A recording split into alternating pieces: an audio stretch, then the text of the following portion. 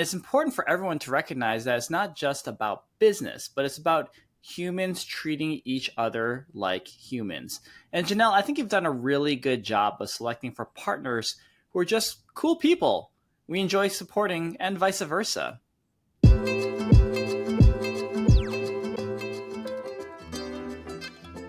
Today's topic is all about establishing great rapport with a business partner, investor, or really anyone. Janelle, you lead partnerships at Hustle Fund. What are some of the things you try to establish in a good first meeting with a potential partner? So when I'm talking to a potential partner for the first time, I try to establish 3 things in our first meeting. And I found this to lead to pretty great outcomes later on. The first is having the partner pitch themselves and their goals to me. Next, I want to pitch Hustle Fund and our goals. Finally, and this is really important, I want to establish baseline vulnerability and trust with one another. Wow, this is going to be a great discussion. Let's go point by point on these 3 items. So first, you mentioned having the partner pitch themselves. Can you tell us a little bit more? Yeah, so when I'm meeting someone new, I really like to encourage them to introduce themselves first. I'm in active listening mode and also ask questions about them too. I want to understand, what do they do with their team? Why are they interested in taking this meeting at all? What kinds of goals do they have in a potential partnership? And I also like to hear about their personal journey. What led them to their current role in their career? I also like to do the same when I pitch Hustle Fund to investors. I think that having the recipient start out and share a bit more provides helpful context and clues as to whether there could be some initial alignment on what our companies are trying to achieve. It's important to establish that you were actively listening. So I tend to comment on something that was mentioned by the partner in her first intro. Feeling heard is a powerful thing. And I love that feeling. And I know that it's appreciated by others as well. Okay, this is all great. So let's talk about the second part of this first meeting, which is to pitch Hustle Fund and our goals. How are we going to do that? So what I love about Hustle Fund is that we are super mission driven. So I like to talk about our values and what we're trying to achieve in the ecosystem.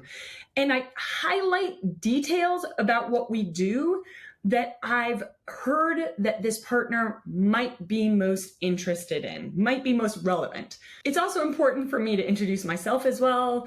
Sometimes I like to test the waters by being a little bit goofy, making a joke, something that's very authentically me, because that is Hustle Fund's vibe. Yeah, I really like this because this is so true to us, this kind of weird and friendly vibe that we have on our team. And it's important for everyone to recognize that it's not just about business, but it's about humans treating each other like humans. And Janelle, I think you've done a really good job of selecting for partners who are just cool people we enjoy supporting, and vice versa.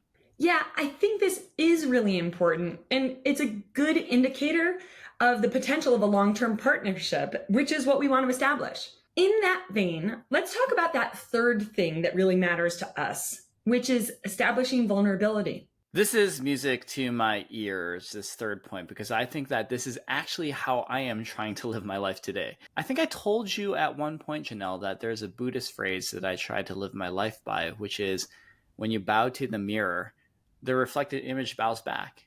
And to me, that means that the way that you treat your environment is naturally reciprocated back. So if you lead with kindness, openness, vulnerability, you tend to find people treating you back in the same way, which is totally the vibe of Hustle Fund. This is really important because, again, we want to work with good humans as partners. And we've found that people who are open to some level of vulnerability tend to be really high EQ, self-aware people who are great to work with. So what are some ways to establish vulnerability, Janelle? Okay, so a small way to start. You'll notice that I don't hide my background. I have a really large silly giraffe in the background, as well as some trophies from my professional cycling days. And I love it when people are curious and ask about these things, especially the giraffe. But it invites a different side of me that people haven't heard before. I do love your background, Janelle. And I actually do something kind of similar. As you can see, I'm actually in my garage right here. But another thing that I tend to do when it comes to vulnerability is talk about my parents and my childhood, even during my fundraising pitches. They are interesting stories and really mean a lot to me personally, plus relates to the work that I get to do every day here at Hustle Fund.